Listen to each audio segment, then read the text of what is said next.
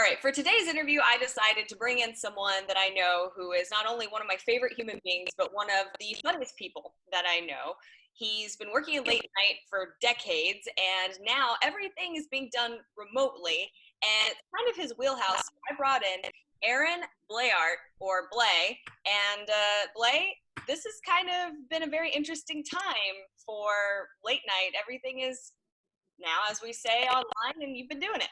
It's interesting. I think it's certainly put the world into a tailspin, which is a very sad and tragic and scary situation.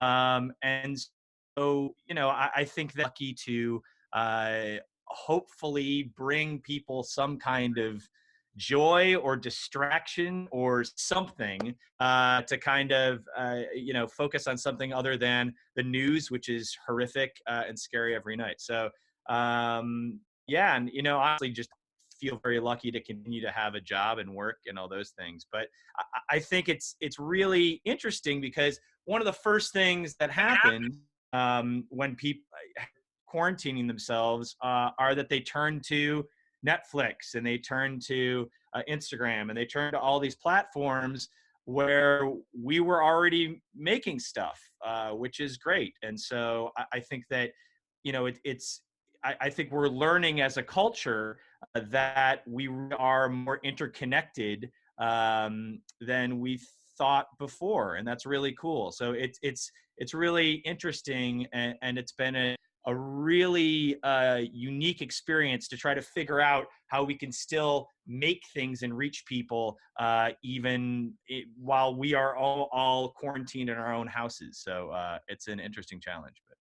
And I don't think I made this clear, but Aaron and I know each other because we met when I was interning at Conan, and you were in charge of the web and all the content that you put on the web, which has progressively gotten to be where a lot, if not most, of Conan's views come from, right? Especially now that everyone's on the web. I think that, again, I think Conan is so great because he always had this mantra of, I don't know, let's try it. And so we've really been able to lead the way before this pandemic started, really lead the way and be the tip of the spear when it comes to digital entertainment and digital content. And from doing streams around the world and Without Borders trips to, starting a podcast or many podcasts with Conan and an Inside Conan podcast and all these things. And so it's interesting because, again, like we were already reaching people on all these platforms. But now it's been a challenge on the other side for us to use those platforms to make this stuff, to put it out. So it's a crazy time. I think that, we saw with the rise of the internet in the past decade, and people kind of like more streaming content. I think this is really going to change the way that we do business. I mean, and we're seeing that across the board. The fact that you don't need to be in the office to do much of your job is really interesting, and to make content. And I think that one thing I have loved seeing is both my friends, my coworkers, and even my family members, everyone now is making stuff, which is great. And I think that people are really starting to self-soothe by creating and doing characters on Instagram and coming up with little bits and all that stuff. And so just as a comedian, as a creative person, I think that that's one really cool and hopeful ray of sunshine in this otherwise dark storm of pandemic, as I think people are really starting to communicate and really down within themselves, people who aren't normally creative and creating stuff. And that's one tiny bit of good news in a lot of really bad news. So. And you yourself, you are very creative. You've been doing for a while video games and dinner. People can tune in live and watch you make dinner, play video games. You still doing that? And when can people watch? So just myself, I've been, I think it's one thing I think that's hard for everybody is discipline. And when you have to be in your house and you have groceries for the week or 2 weeks, that you can't eat all the hummus at once. No. I said it's really important to get into a good routine every day. And that's good and mentally for you to kind of make up these deadlines or things like, oh, see, I have to get up at 10. I have to put pants on by 10:30, these things. I eat lunch at noon and all these things. And so for me, it's been really great emotionally and productivity wise to create my own routine every day. And so what I started doing is at 7 p.m. Pacific every night on Bleyaert.tv, I've been streaming something. So from 7 to 9 every single night, I stream a video game. We've done Netflix parties. Tonight I'm doing a fashion show to have people vote on what clothes I should donate, what clothes I should keep. I have a lot of really weird clothes. And things like that. We've done murder mystery. Last night we did Thirsty Thriller Thursday, where we did a murder mystery thing. And it's this really great and rapidly growing community of people from all over the world. And we're all coming together and we all talk about how we're feeling and we're helping each other get through tough times with our parents and all this stuff. But yeah, Bleyaert.tv every night at 7. And it's been really fun. And for me, not only has it been great to connect with other people and make stuff, which I love doing, but it's been great to keep that routine every day. At 7 p.m., I have to stream. So I have to be dressed, half dressed.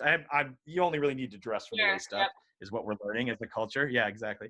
But so yeah, that's been really great for me as a routine, and people have helped me get through stuff. I've helped other people. It's really cool. And I think also it's really interesting, like, I've reached out to friends I haven't seen in years and we've Skyped and had like drinks online. People have reached out to me and in some ways this quarantine is kind of bringing people closer, which I think is again, a very small nugget of good stuff and a lot of bad stuff.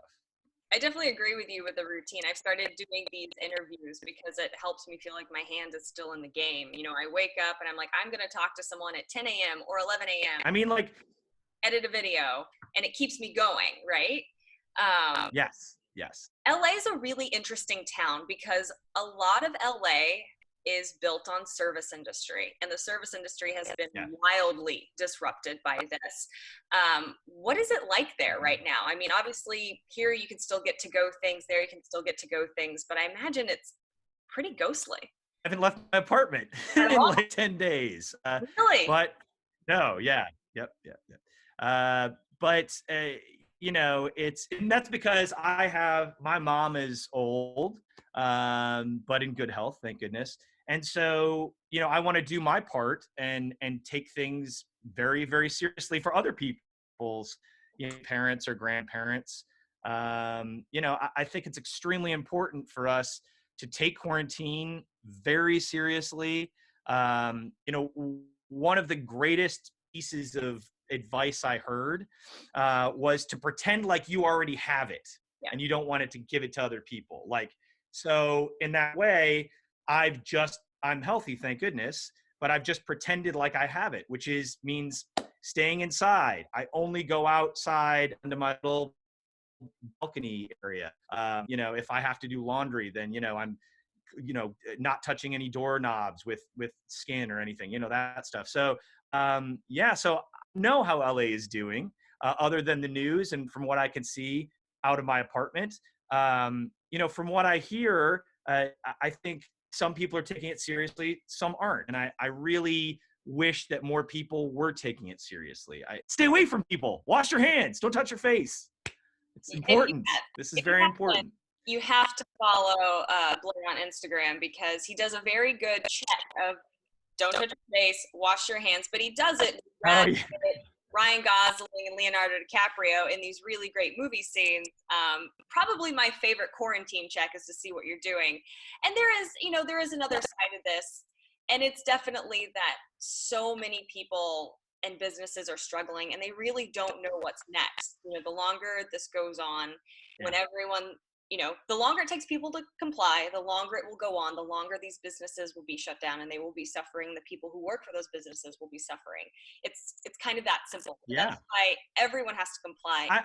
I think that I hope that people are finally it comes to the realization that they need to take it upon themselves to battle this virus and not wait for governors, mayors, presidents, anyone to tell them to behave themselves. And it's interesting, because I think, again, you make a great point. It's like everybody's favorite restaurant. Think about your favorite store. Though the longer this goes on, the smaller the chance those things are going to exist when this is all over. And for the recovery to start, we have to be strict with ourselves and take it upon ourselves to be, to wash your hands and stay inside and all this stuff. Just chill out, grab a marg, even if it's cold outside. Margaritas make you feel like it's summertime. Margaritas will always do the trick. Yeah, that's actually just fact. CDC recommends margaritas. Scientific fact. Science. The other thing I was curious about, if you want to talk about or share, is how you guys are putting together the show now that you're all remote. I mean, Conan is doing it from his house by himself, which has been a challenge because, he's not the most tech savvy in the world, but he's obviously very intelligent, so he's picked it up quickly. Yeah. But, I think that, a great thing about Conan, why, again, I feel very lucky to work for him, is because it's times like this that I think our show really shines. And, we have such a great staff. Everybody is so smart. Everyone is a Swiss Army knife, and motivated and helpful and positive. And so it's times like these, we can really all come together. And, the strike shows were great. After the Tonight Show, we went on tour. It's another great example of kind of how our staff comes together, and Conan and Jeff kind of lead the way with that, of being very positive, making sure everybody is staying quarantined, but yet still doing the best they can to keep us all employed and make shows. And I think that our show is at our best when the norm is changed. And so we just came back with shows this week on Monday with Adam Sandler. We had Sophie Turner, we had Sean Hayes, and Jesse Eisenberg, and it's great. The shows have been really, really, really fantastic. It's weird for me personally not being so involved, and as someone who is a bit of control freak, I have a hard time just from home helping out. I want to get in there, and we all kind of want to get in there and jump in there. But that's just what this is. We have to all stay at our own houses. But it has been a challenge.